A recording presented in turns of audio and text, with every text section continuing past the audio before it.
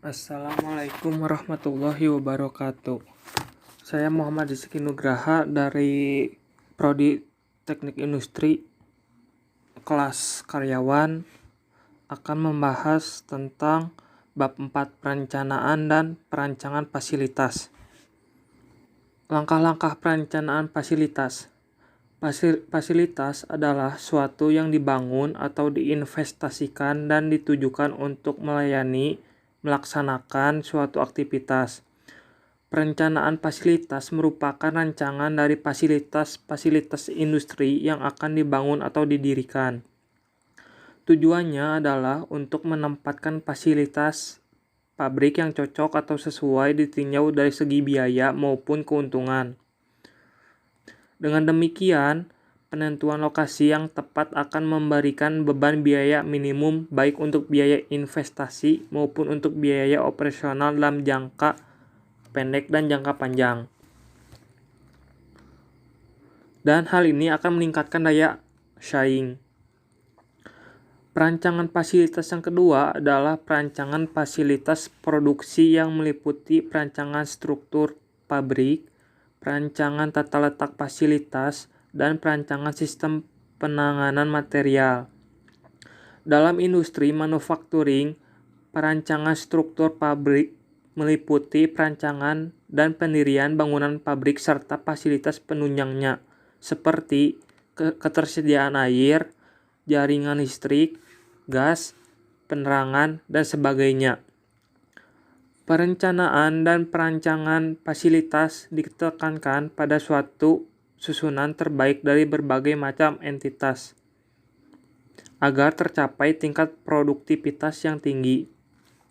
Faktor-faktor penting lainnya yang harus dipertimbangkan dalam perancangan fasilitas antara lain: pertama, faktor biaya, faktor bangunan, sistem komunikasi dalam pabrik, keamanan, kebutuhan ruangan, dan peralatan yang digunakan dalam penanganan bahan. 4.2 Penentuan lokasi fasilitas. Lokasi pabrik paling ideal adalah terletak pada suatu tempat yang akan mampu memberikan total biaya dari proses produksi dan distribusi yang rendah, sedangkan harga dan volume penjualan produk akan mampu memberikan keuntungan yang maksimal. Dalam penentuan lokasi, maka beberapa faktor yang harus dipertimbangkan antara lain sumber bahan baku, ketersediaan tenaga kerja, lokasi pemasaran, dan keuntungan relatif lain dibanding daerah lainnya. Dalam kaitan ini, faktor-faktor tersebut dapat dikemukakan sebagai berikut. Yang pertama, sumber bahan baku. Kedekatan dengan sumber bahan baku sangat berpengaruh dalam pertimbangan untuk menentukan lokasi pabrik. Terdapat aturan bahwa bila bahan baku yang dipergunakan tanpa banyak mengalami penurunan berat atau volume pada akhir proses produksi, maka lokasi pabrik sebaiknya sedekat mungkin dengan sumber bahan baku. Atau dapat pula sedekat mungkin dengan pasar untuk didistribusikan atau terletak di antaranya. Yang kedua, ketersediaan tenaga kerja. Setiap daerah akan mempunyai ciri tenaga kerja yang berlainan karena faktor lingkungan, adat, dan budayanya.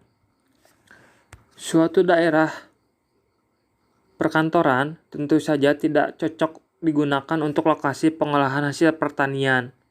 Walaupun di daerah tersebut cukup banyak tersedia tenaga kerja untuk pabrik pengolahan hasil pertanian, pada umumnya tidak terlalu banyak dibutuhkan tenaga kerja ahli.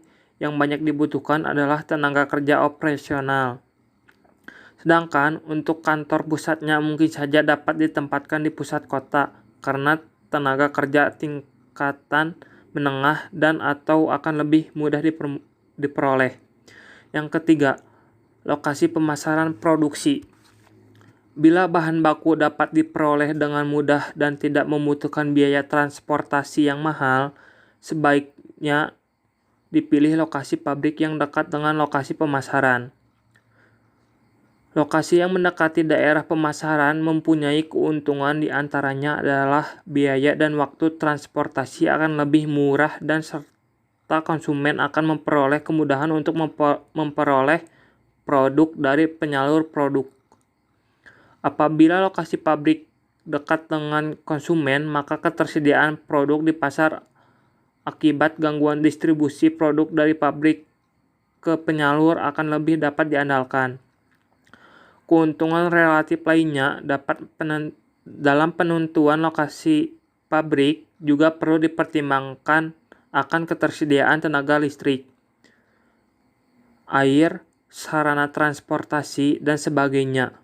Kadangkala pertimbangan besarnya pajak yang dikenakan serta kemudahan perizinan juga menjadi pertimbangan lain dalam hal penentuan lokasi. Beberapa daerah sekarang ini lebih menyediakan fasilitas-fasilitas untuk merangsang investor untuk mendirikan pabrik di daerah tertentu. Daerah kawasan industri biasanya telah disediakan fasilitas air, tenaga listrik, perumahan, tanah, pembuangan limbah, dan sebagainya. Yang ketiga, model-model lokasi fasilitas. Model analitik adalah prosedur penyelesaian dengan meninjau masalah dengan cermat dan biasanya mengurai permasalahan menjadi komponen-komponen dan mencari solusi terbaik secara sistematis.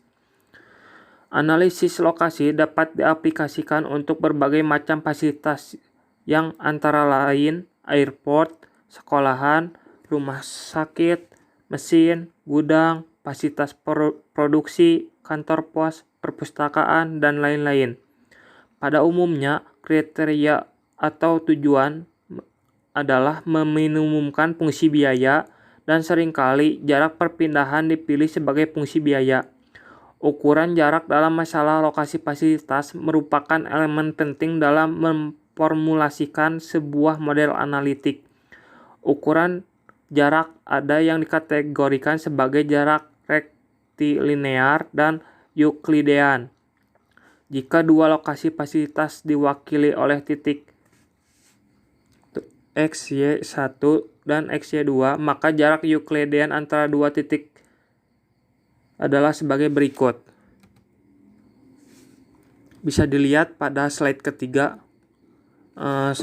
Untuk contoh, jarak rektilinear antara dua titik adalah sebagai berikut. Bisa dilihat ya. Sebagai penjelasannya, X merupakan lokasi fasilitas baru, sedangkan P lokasi fasilitas yang ada, W merupakan bobot, dan A adalah jarak antara fasilitas baru dan fasilitas yang ada. Kembali lagi kepada slide kedua, 4.3.1 lokasi masalah fasilitas dengan jarak rektilinear. Pada model rektilinear, jarak diukur dengan menjumlahkan perbedaan jarak antara fasilitas baru dengan fasilitas yang ada dengan harga mutlak. Itulah pengertiannya.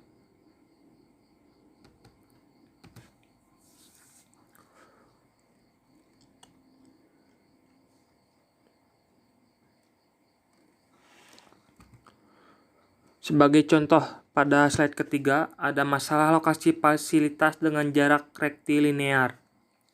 Di sini ya ada rumus-rumusnya ya, bisa dibaca. Mungkin karena saya juga belum terlalu paham juga. Boleh teman-teman apabila ada yang sudah bisa membacanya pada slide ketiga, yang dari minimum itu sampai yang nilai mutlak B, tolong dibantu dan dijelaskan. Prosedur penyelesaian untuk mendapatkan solusi optimal dan fasilitas baru dengan fasilitas yang ada adalah menyusun koordinat X dengan urutan naik.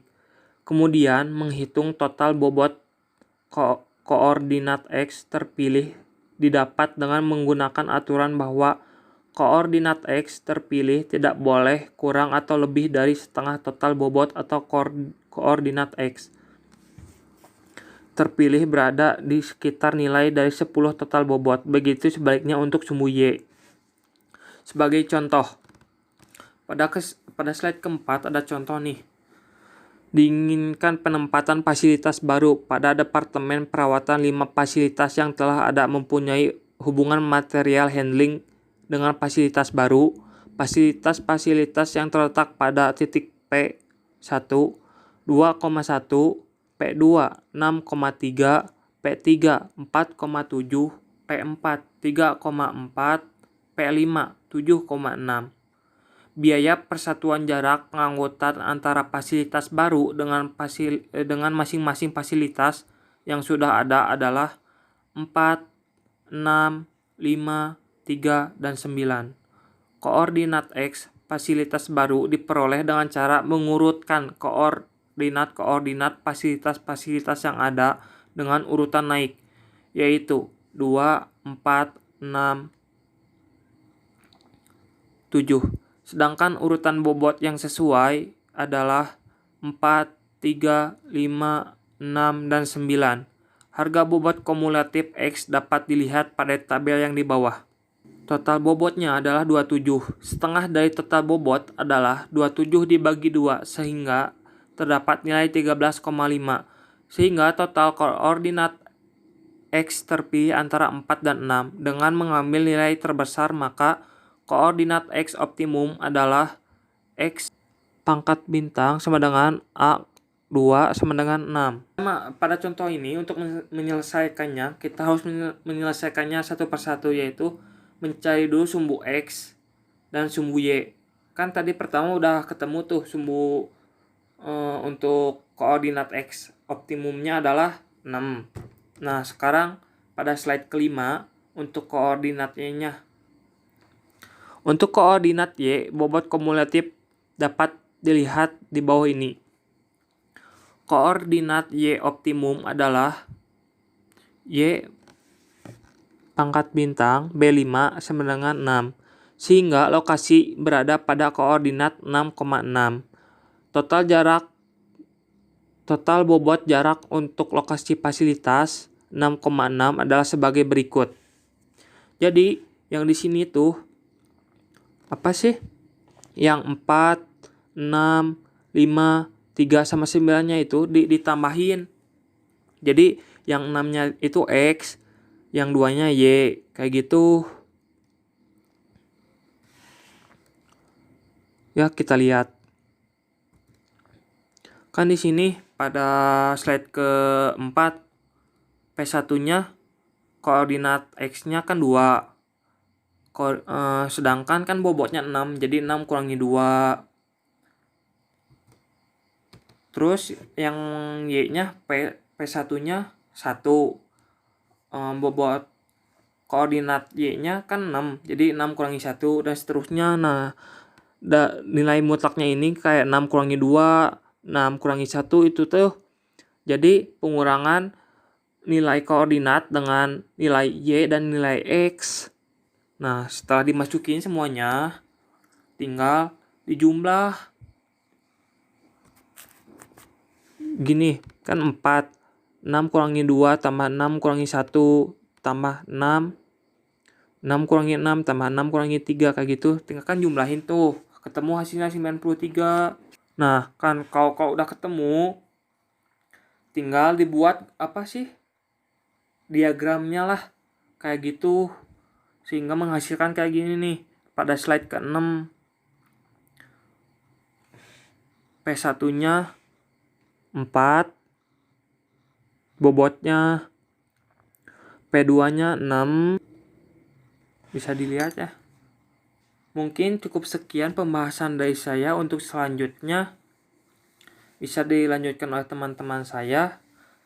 Mohon maaf apabila banyak kekurangan kata dan mungkin susah dipahami oleh teman-teman. Saya mohon maaf sangat.